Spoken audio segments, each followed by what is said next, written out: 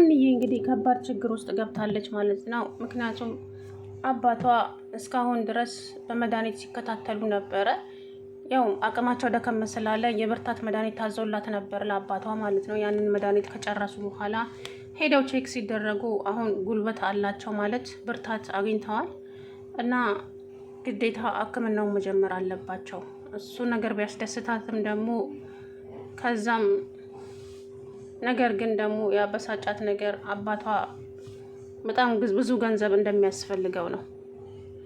በጣም ብዙ ገንዘብ እንደሚያስፈልገው ከዛም ዶክተሩ ያንን ክፍያ መጀመሪያ ግማሹን ከፍለሽ ነው አባትሽ ሕክምናውን መጀመር የሚችሉት ሲላት፣ እሺ ዶክተር ስንት ነው ስትለው 400,000 ብር ነው አላት ማለት ነው። ያን 400,000 ብር ደግሞ ኬት አባቷ ታምጣ ማለት ነው። እና በጣም ግራ ተጋብታለች እውነት ለመናገር። ከዛም በሀሳብ ተውጣ እንግዲህ መንገዱን እየሄደች ሳለ ምንም ሰው እንኳን አይደለም መኪና ቢመጣባት መንገዱን እያየች አይደለም እና አሲር ቢጠራት አልሰማችም። ከዛ ጮሆባት ሲጠራት ምን ሆነሽ ነው ሲላት፣ ምን ሆንኩኝ አሲር ስትለው፣ እንዴ የለሽም እኮ ጭራሽ በሀሳብ ተውጠሽ ነው የምትሄጂው። ወይኔ በሀሳብ ተዋጥኩኝ እንዴ ምንድነው ሀንዬ የተፈጠረ ነገር አለ እንዴ ሲላት፣ አዎ ምን ያልተፈጠረ ነገር አለ ብላ፣ ምን ተፈጠረ አባዬ ፋዘር ምን ሆኑ? ደህና ነው እሱማ ምን ይሆናል፣ ግን ሕክምናውን እንዲጀምር እንዴ እስካሁን ሕክምናቸውን አልጀመሩም እንዴ ሀንዬ ሲላት፣ አዎ አሲር ሕክምና አልጀመረም፣ ግን ደግሞ ሕክምና ቼክ ተደርጎ ግዴታ ይሄንን መድኃኒት መውሰድ አለባቸው አቅም እንዲሰጣቸው። ከዛም ይሄ መድኃኒት ከጨረሱ በኋላ ቼክ አድርገን ሕክምናውን ይጀምራሉ ብሎ የነበረ ዶክተሩ እና አሁን ሕክምናውም መጀመር አለበት። ታዲያ ይሄ ነው እንዲያሳሰበች ሲላት፣ አይ አሲር አባዬ በጣም ብዙ ብር ያስፈልገዋል። ስንት ስላት፣ 400,000 ብር 400,000 ብር? አዎ አሲር እኔ አሁን ከየት አባቴ ነው የማመጣው? እንኳን 400,000 ብር እኔ አሁን እጄ ላይ ያለው 50,000 ብር ብቻ ነው፣ ከየት አመጣለሁ እያለች እንግዲህ እየተጨናነቀች፣ በቃ አይዞሽ ሀንዬ እግዚአብሔር አለ አትጨናነቂ፣ አንቺም ወደ ስራሽ ሂጂ እኔም ወደ ፋዘር ልሄድ፣ መላ አይጠፋም አይዞሽ አላት ማለት ነው። እሺ አሲርዬ ብላ እሷም ወደ ስራዋ ሄደች። አሲርም ደግሞ መንገድ ላይ ቁጭ ብሎ እንግዲህ ከራሱ ጋር እያወራ ነበረ ማለት ነው።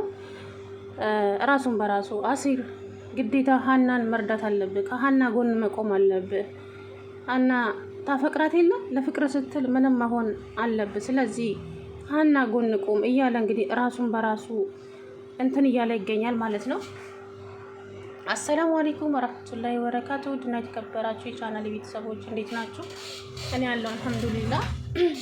እንግዲህ ሀንዬ አጣብቀኝ ውስጥ ገብታለች። የእውነት 400,000 ብር ቀላል አይደለም ለሕክምና ያክል በሽታው ምን ቢሆን ነው 400,000 ብር የሚወጣው ኢትዮጵያ ውስጥ? ነገሩ አሁን ላይ ሁሉ ነገር ውድ ነው። እንግዲህ ሀንዬ ይሄንን ገንዘብ ኬት ታመጣለች ስታስቡት? ኬትም ልታመጣ አትችልም እና በጣም ጨንቋታል።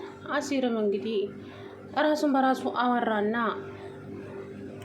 ግዴታ አሲር አባት ጋር መቅረብ አለብህ፣ አባትን መቅረብ አለብህ እና ከዛም ከአባት ገንዘብ ተቀብለ ያንን አባት መሳከም አለብህ ለፍቅር ስትል እያለ ራሱን በራሱ እያወራ እንግዲህ አሲርዬ እንደዛው እንትን እያለ አባቱን አገኘው ማለት ነው፣ የተረገመ ሰውዬ። ከዛን አባዬ ብሎ ሲጠራው ወደ ግረጋም ወደ ቆኝም አየ ሰውዬው። እኔን ነው ሲለው፣ አዎ አንተ አባቴ አይደለም ታዲያ አባዬ ሲለው፣ አንተ ወደዛ ሂድ ደግሞ በሙሉ አፉ አባዬ ይላል እንዴ? የት ከርመህ ደግሞ ዛሬ መታ አባዬ የምትለው? ታዲያ ምን ልሆን አባዬ? አሁን ግራ ቢገባኝ ነው ወደ አንተ የመጣሁት። በቃ እስካሁን ተፍጨርጭር ያለው ግን አሁን ደግሞ አልቻልኩም፣ ሁሉ ነገር ከብዶኛል አባቴ። ስለዚህ ዛሬ እንኳን ምግብ የምበላበት ስጠኝ ሲለው፣ ሄድና ቤተሰቦች ጋር ቀብር ላይ ሄድና አፍርላስ፣ እኔ ምንም የለኝም ገንዘብ አለው ማለት ነው። አረ አባዬ ተው ግን ተው፣ አባቴ አይደለህም እንዴ አንተ? አባቴ አባዬ አትበለኝ፣ እኔ አባቴ አይደለሁም፣ ሄድና ቤተሰቦችን ፈልግ ዘረቢስ እያለ እየሰደበው እንግዲህ በጣም አሰቃየው ማለት ነው። ያው ብቻ አላቅም፣ ሰውየውን ገሎትም ቢሆን ገንዘቡን ከየትም ያመጣል ብዬ አስባለሁኝ አሲር ማለት ነው። ሀንዬም እንግዲህ ይሄ አባቷ ነገር ጨንቋት ወደ ስራዋ ተመለሰች።